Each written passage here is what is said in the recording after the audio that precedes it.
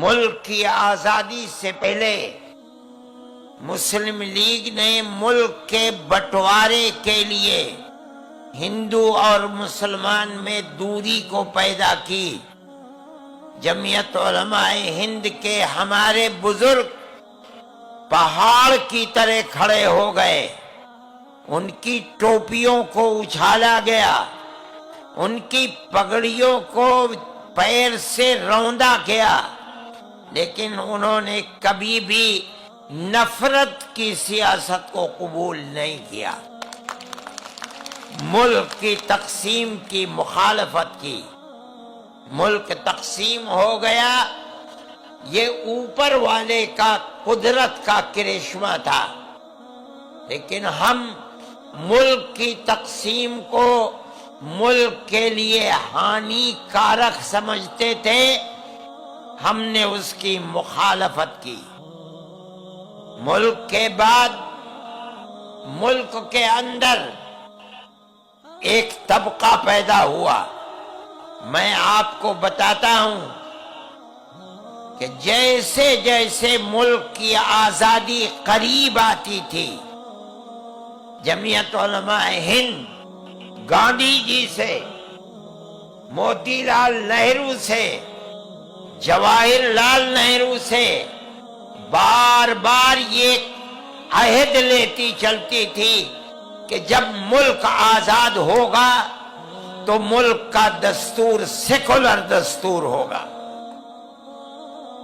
کانگریس کی ورکنگ کمیٹیوں کی تجویزیں موجود ہیں، ریزولیشن موجود ہیں، وہ برابر ہم کو لکھتے تھے کہ ہم وعدہ کرتے ہیں کہ ملک کا دستور سیکولر دستور ہوگا، کنتو جب ملک آزاد ہوا اور تقسیم ہو گیا تو ملک سے ایک طاقت اٹھی جس نے یہ کہا کہ مسلمانوں نے اپنا حق پاکستان لے لیا، اب ہمارے ملک کا دستور سیکولر دستور نہیں بلکہ ملک ہندو راشٹر ہوگا۔ جمعیت علماء ہند وہ تنہا جماعت تھی جو گاندھی جی کو، جواہر لال نہرو کو پکڑ کر بیٹھ گئی۔ ہم نے کہا ہم سے جو وعدہ کیا تھا، آپ کے ریزولیشن ہمارے پاس موجود ہیں، آپ نے ہم سے وعدہ کیا تھا کہ ملک کا دستور آزادی کے بعد سیکولر دستور ہوگا، اس وعدے کو پورا کرو۔ اگر ملک کی تقسیم پر دستخط کیے ہیں تم نے کیے ہیں، مجرم تم ہو، ہم نے ملک کی تقسیم کو قبول نہیں کیا۔ شریف لوگ تھے جو وعدے کیے تھے اس کے سامنے جھکے اور ملک کا دستور سیکولر دستور بنا۔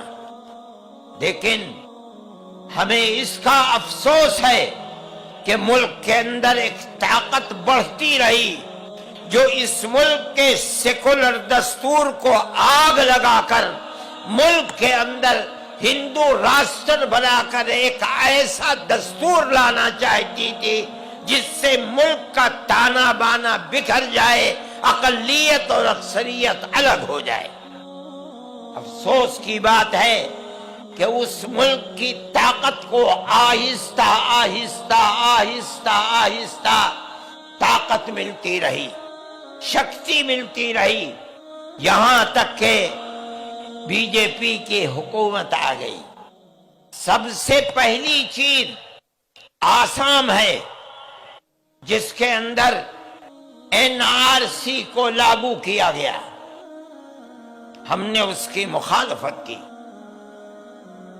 48 لاکھ عورتیں جن کے اندر 28 لاکھ مسلمان عورتیں تھیں اور 25 لاکھ ہندو عورتیں تھیں، ہم نے ان کے مقدمے کو سپریم کورٹ میں لڑا، اس لیے کہ جمعیت علماء کے سامنے ہندو مسلم کوئی چیز نہیں ہے، ان کے اوپر تلوار لٹک رہی تھی۔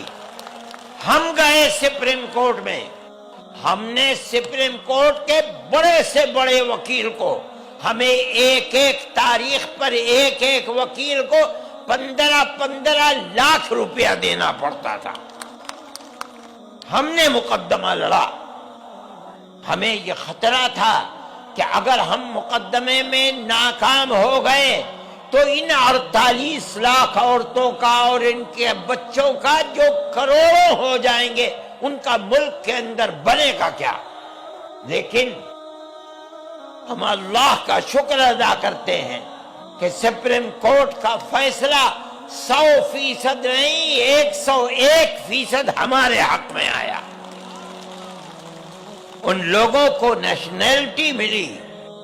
ہمارے نزدیک ہندو مسلم کوئی چیز نہیں ہے. وہ لوگ ہندو اور مسلمان جو ڈی ووٹر لسٹ کے اندر جیلوں میں زندگی گزار رہے تھے، ہم نے ان کے سینکڑوں مقدمے لڑے ہیں. اگر ہم نے ہزاروں مسلمانوں کو جیلوں سے نکالا ہے تو ہم نے 1400 کے قریب ہندو خاندانوں کو بھی جیلوں سے نکالا ہے. دیکھیے آسام کے اندر ہم آج بھی ان کے کیس کو لڑ رہے ہیں. ابھی 5 دن پہلے ہم نے سپریم کورٹ سے جو فیصلہ لیا ہے، ہمیں امید ہے کہ چند آنے والے دنوں کے اندر فیصلہ اللہ چاہے گا تو ہمارے حق میں آئے گا. وہ ہندوؤں کے لیے بھی ہوگا، مسلمانوں کے لیے بھی ہوگا. لیکن NRC ہندوستان کے غریب لوگوں کو، میں صرف مسلمان ہی کو نہیں کہتا، مسلمان ہیں، دلت ہیں، قبائلی لوگ ہیں، ان سب کے لیے ایک مصیبت کی چیز ہے. اگر صرف آسام کے اندر 5.5 لاکھ مسلمان اور 1300-1400 ہندو اس کی تلوار کے نیچے ہیں، تو جب پورے ملک کے اندر ایک NRC آئے گی تو کتنے کروڑ ہندو اور مسلمان اور دلت اس مصیبت کا شکار ہوں گے، اس کو آج کوئی نہیں جانتا. میں نہیں سمجھتا ہوں کہ ہندوستان کے ہوم منسٹر یا ہندوستان کے پرائم منسٹر جو کچھ کہہ رہے ہیں، آج آپ کے اس شہر کے اندر پرائم منسٹر جس شہریت کے ترمیمی قانون کے بارے میں کہتے ہیں کہ اس میں کوئی خرابی کی بات نہیں ہے، لیکن میں نہیں سمجھتا کہ ان کی اس بات کے اندر کوئی واستوکتا اور حقیقت ہے. جب یہ قانون بن گیا اور اس قانون کے مطابق عمل ہوگا تو آپ دیکھیے گا کہ مسلمان کو اس کے اندر نقصان پہنچے گا. مسئلہ ہندو مسلمان کا نہیں ہے، مسئلہ تو ہندوستان کے دستور کا مسئلہ ہے. یہ دستور اگر سیکولر دستور ہے تو مذہب کی بنیاد پر کسی کو اس سے نہیں نکالا جا سکتا. آپ اسی چیز کو اپنے دوسرے الفاظ میں پیش کر سکتے تھے.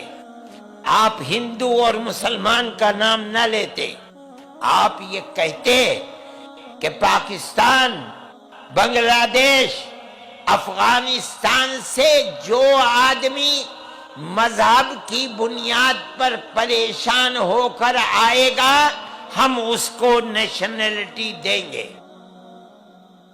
ظاہر ہے کہ کوئی مسلمان مذہب کی بنیاد پر پریشان ہو کر وہاں سے نہیں آ سکتا. کوئی بات ہی نہیں تھی. آپ کیوں ہندو، مسلم، سکھ، عیسائی کا نام کیوں لیتے ہو؟ آپ کسی کا بھی نام نہ لو. آپ یہ کہو جو مذہب کی بنیاد پر پیڑت آئے گا ہم اس کو نیشنلٹی دیں گے. اس میں مسلمان نہیں آ سکتا تھا، لیکن آپ کو اپنی اس کمیونٹی کو جو فرقہ پرستی کی ذہنیت رکھتی ہے، آپ کو یہ سجھاؤ دینا تھا، وچار دینا تھا کہ اگر مسلمان کو کوئی نقصان پہنچا سکتا ہے تو ہم پہنچا سکتے ہیں. اس لیے آپ نے سب کا نام لیا، مسلمان کا نام نہیں لیا. ہم یہ سمجھتے ہیں کہ ہندوستان کے دستور میں مذہب کی بنیاد پر کسی کو الگ نہیں کیا جا سکتا۔ آپ نے کیوں مذہب کی بنیاد پر الگ کیا؟ آج سارے ہندوستان میں جو احتجاج ہو رہا ہے وہ اسی بنیاد پر ہو رہا ہے کہ ہندوستان کے سیکولر دستور کو بدل کر آپ ملک کو ہندو راشٹر بنانا چاہتے ہیں۔ ہندوستان کے ہندو، ہندوستان کے مسلمان یہ سمجھتے ہیں کہ اگر سیکولرزم ہندوستان سے ختم ہوگا تو ہندوستان ختم ہو جائے۔